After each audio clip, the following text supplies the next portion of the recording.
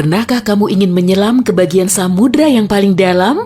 Nah, hari ini kamu akan punya kesempatan mewujudkannya. Sebelumnya, seberapa lama kamu mampu menahan napas? Tidak terlalu lama. Tenang, jangan khawatir. Silahkan naik kapal selamku dan ikutlah denganku dalam perjalanan menuju kedalaman. Siap? Oke, ayo menyelam. Saat ini, tepat di bawah permukaan, kamu melihat banyak makhluk hidup berkeliaran di sini. Banyak sekali ikan dan hewan laut, serta halo, orang-orang yang sedang berenang melambaikan tangan ke kita. Tapi kita tak akan berlama-lama di sini. Dadah!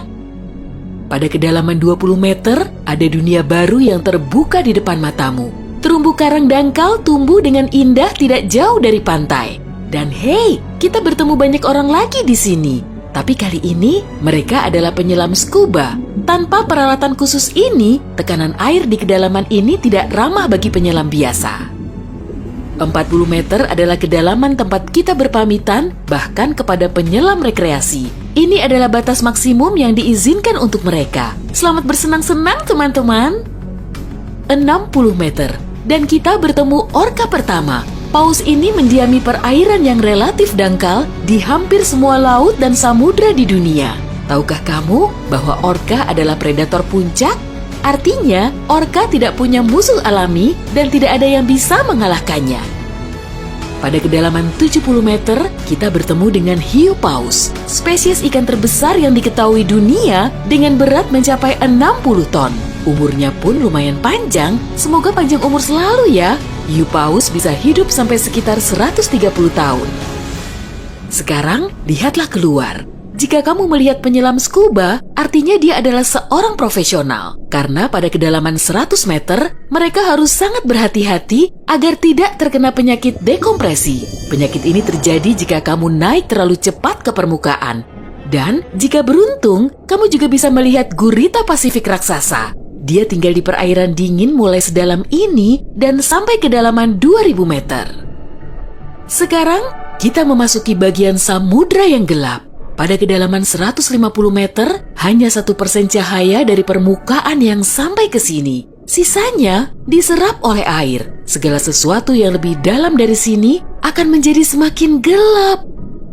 Hei, lihat! Pada kedalaman 200 meter, ada oarfish raksasa yang mengitari kapal selam kita. Makhluk ini diyakini sebagai penyebab dari semua penampakan ular laut. Dan banyak yang salah kaprah. Terkadang, mereka berenang ke permukaan dan menakuti para pelaut dan perenang. Tidak heran, panjang ikan ini bisa sampai 11 meter. Pastinya cukup untuk membuat bulu kuduku berdiri. Oke, sekarang kita berada di kedalaman 300 meter. Dan sebentar, makhluk besar apa yang ada di luar sana itu? Oh, aku tahu, itu kepiting laba-laba Jepang. Kamu bingung kenapa laba-laba? Tuh, lihat saja kaki mereka.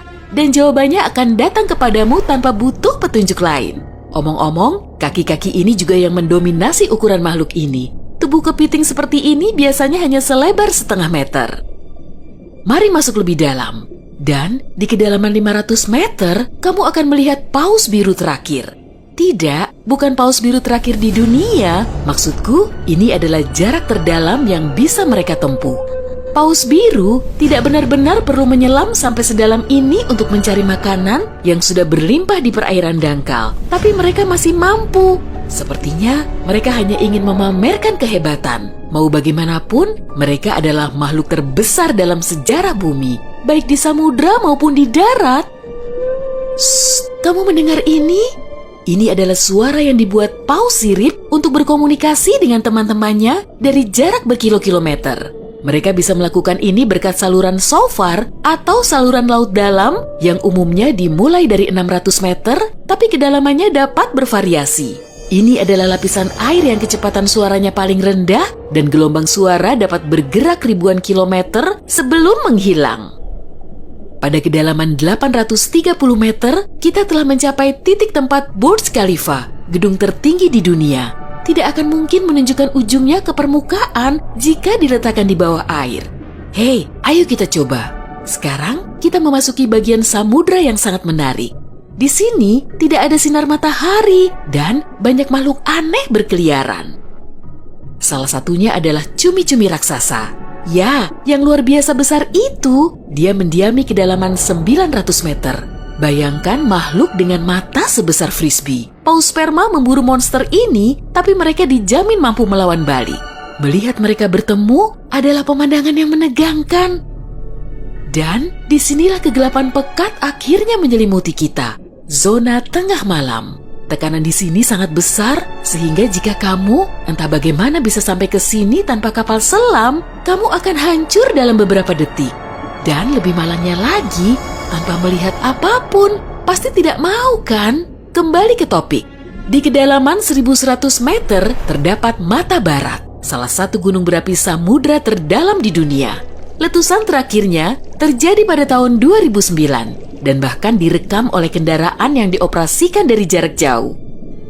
Di kedalaman 1280 meter, kita melihat hiu putih besar yang ganas. Predator ulung ini adalah jagoan di kedalaman ini.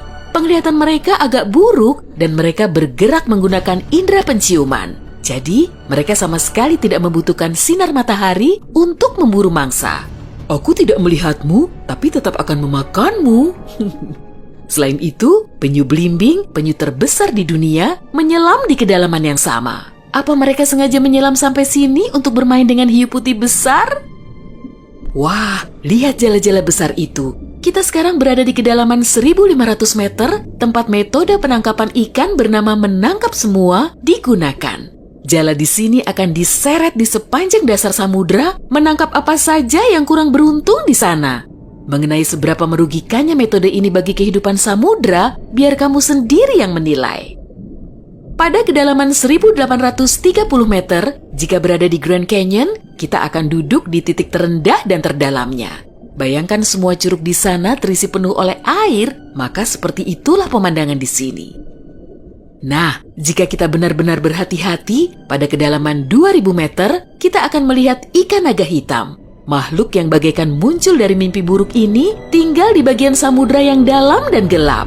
Dan percayalah padaku, lebih baik dia tetap di sana. Bentuknya mirip makhluk dari film horor dan aku lebih suka jika kita tidak berpapasan dengannya di permukaan. Pada kedalaman 2250 meter, kita harus berpamitan dengan paus sperma.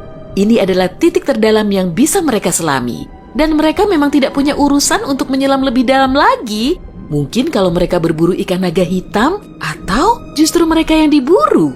Mustahil, perbedaan ukuran mereka terlalu besar. Panjang paus sperma bisa mencapai 19 meter, yang menjadikannya paus bergigi terbesar di dunia. Tidak banyak makhluk laut bisa melawannya. Semoga kapal selam kita punya lampu sorot yang kuat ya, karena tanpanya kita tidak akan bisa melihat keindahan terumbu karang samudra dalam yang super indah di kedalaman 3000 meter. Terumbu karang ini dapat ditemukan di setiap samudra dan sayangnya tidak bisa dilihat tanpa peralatan khusus untuk menyelam di samudra dalam. Oke, mari terus melangkah lebih dalam. Dan di kedalaman 3700 meter, kita mencapai kedalaman rata-rata samudra dunia. Mulai sekarang, perjalanan menuju kedalaman yang sebenarnya dimulai. Dasar samudra rata-rata telah kita lewati, jadi sekarang saatnya menyelami celah terdalam. Pada kedalaman 4500 meter, monster dari mimpi buruk terburukmu muncul di sini. Anglerfish misalnya, akan membuat siapapun bergidik ngeri. Giginya yang panjang dan bengkok, serta antena di kepalanya untuk memikat mangsa, sudah cukup untuk menimbulkan rasa takut, bahkan di hati orang-orang yang paling berani. Tapi yang lebih mengerikan, mungkin adalah makhluk yang disebut swallower hitam. Itu adalah monster mirip belut yang memiliki perut super elastis dan mampu menelan mangsa yang ukurannya 2 kali lipat. Lihatlah ke bawah, dan kamu akan melihat bangkai kapal terdalam yang pernah ditemukan. SS Rio Grande di Atlantik Selatan yang tenggelam pada tahun 1941 dan mencapai kedalaman 5.760 meter. Tidak heran, kapal ini baru ditemukan 55 tahun kemudian.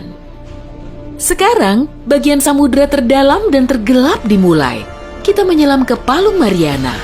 Menurut pengukuran resminya, Palung Mariana dimulai pada kedalaman sekitar 6.000 meter. Ini adalah area yang paling jarang dieksplorasi dan paling menarik bagi para ilmuwan dan petualang. Apa yang ada di dasarnya? Baiklah, kita akan melihatnya. Tapi selagi masih dalam perjalanan, aku akan menunjukkan hal-hal lain yang ada di sini. Misalnya, ini adalah ikan terdalam yang pernah ditemukan. Namanya ikan siput. Dan dia tinggal di kedalaman 7.900 meter. Tubuhnya tembus cahaya sehingga kamu bisa melihat menembus kulitnya.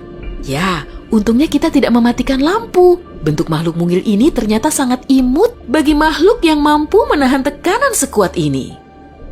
Makin rendah dan dalam, kamu tidak akan melihat jenis ikan atau hewan vertebrata apapun di sini. Tekanannya terlalu besar untuk makhluk-makhluk tadi. Tapi ada udang dan invertebrata lainnya. Belum lagi mikrob yang dapat hidup bahkan di bagian terdalam samudra. Dan bagian terdalam itu adalah kedalaman Challenger. Ini adalah bagian bawah Palu Mariana dan kedalamannya 10.927 meter. Ya, kita telah sampai di bagian paling bawah bumi. Tak banyak orang yang pernah ke sini dan tak banyak juga yang diketahui tentangnya. Tapi para ilmuwan tidak akan berhenti dan ada harapan kita akan segera menemukan rahasia apa yang berada di kedalaman samudra.